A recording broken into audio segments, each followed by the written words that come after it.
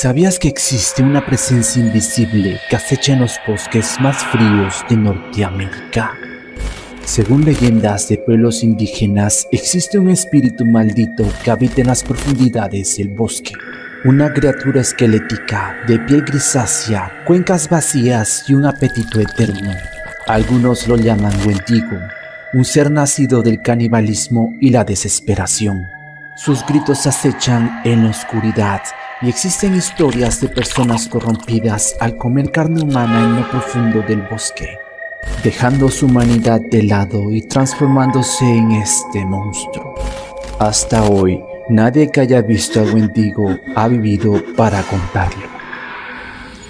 A lo largo de la región, conocida como el Gran Norte, territorios inmensos que abarcan lo que hoy es Canadá y Estados Unidos, existían y aún existen numerosos pueblos algonquinos, los cuales compartían una misma advertencia.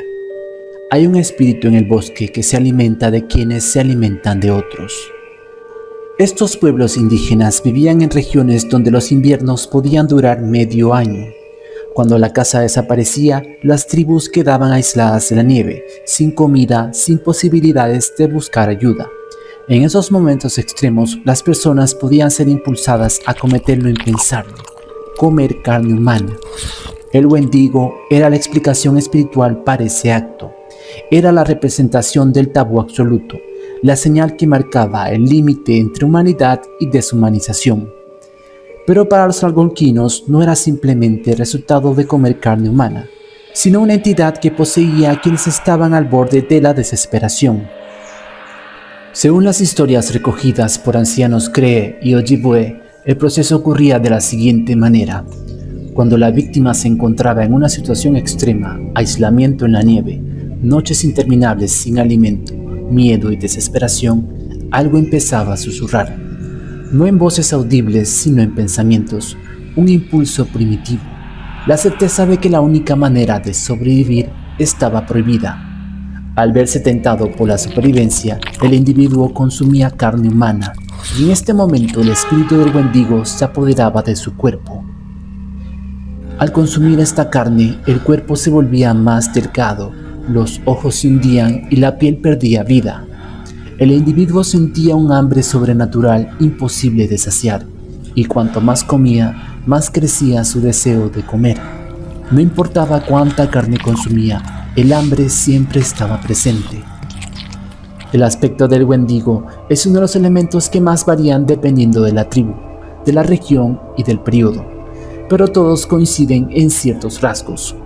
Un aspecto delgado, casi esquelético, piel color ceniza o azulada por el frío, ojos hundidos y dientes largos, un olor nauseabundo y movimientos rápidos pero antinaturales, además de un grito que muchos describen como alguien imitando el sonido del viento.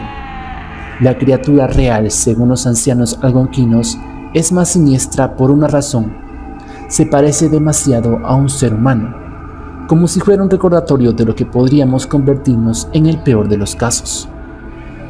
A pesar de que muchas personas piensan en el Wendigo como un monstruo físico, para los pueblos indígenas era sobre todo un espíritu del invierno, del aislamiento, del hambre y del egoísmo extremo, un ser que observa desde los bosques cuando los humanos se encuentran más vulnerables. Se decía que podía caminar entre los árboles sin dejar huellas, imitar voces humanas para atraer a las víctimas e incluso manifestarse como una sombra detrás de los árboles. Su presencia era sinónimo de mala suerte, hambruna y muerte, y las tribus creían que si una persona o familia tenía un comportamiento egoísta, el Wendigo podría marcarla para la posesión. Esto hacía que la historia no fuera solo terrorífica, sino también moral. En tiempos de hambre, compartí lo que tengas, o el espíritu del Wendigo lo reclamará. Aunque muchos casos quedaron perdidos en la historia real, existen registros documentados por exploradores, misioneros, policías e investigadores, que claman haber visto esta criatura en alguna ocasión. Entre los años 1600 y 1700, exploradores franceses reportaron que las tribus evitaban ciertas zonas del bosque por miedo a una criatura caníbal. No lo llamaban Wendigo, pero las descripciones eran idénticas. En 1879, el antropólogo Basil Johnston publicó uno de los relatos más completos, una aldea que aseguraba haber visto una figura extremadamente delgada entrar y salir de los árboles sin dejar huellas. En 1907, un hombre cree estar poseído por la fuerza Wendigo. Al volver de un invierno aislado, se descubrió que mató y devoró a su familia entera, mientras él afirmó estar controlado. En 1916, 3 policías observaron desde lo lejos una figura humana caminando sobre un lago congelado, pero su sombra era demasiado grande. Cuando se acercaron, ya no había nada.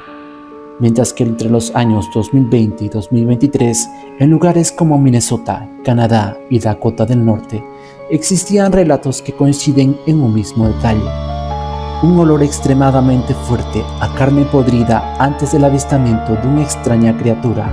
La última vez que se lo vio fue en el 2023 en Alberta, Canadá. Grupos de campistas reportaron haber visto una figura alta, delgada y casi desnuda. La noticia se viralizó incluso en Reddit y foros de criptozoología. Al igual que con el chupacabras, las historias y testimonios de avistamientos se expanden a lo largo de diversos años, demostrando la existencia y la naturaleza misteriosa que existe detrás de esta criatura. ¿Es acaso algo real o un simple mito? Para la ciencia, esta criatura es una metáfora del canibalismo. El Wendigo funciona como un mecanismo cultural para reforzar leyes tribales. Es un reflejo psicológico del hambre extrema. Para los pueblos indígenas es real, no como un monstruo físico, sino como una fuerza espiritual que corrompe a quienes rompen los tabúes sagrados. Algunos ancianos incluso afirman que esta entidad todavía ronda los bosques del norte, buscando a los desesperados, mientras que la criptozoología lo describe como un depredador desconocido, una criatura que evita la luz y el contacto humano, una especie de híbrido entre humano y animal. Sin importar el punto de vista, el Wendigo es una especie de advertencia, una sombra que crece donde la desesperación se vuelve más fuerte que la razón. Quizás sea un mito, quizás un espíritu del invierno, o quizá una criatura real que todavía recorre los bosques más fríos, esperando encontrarse con quienes se aventuran demasiado lejos.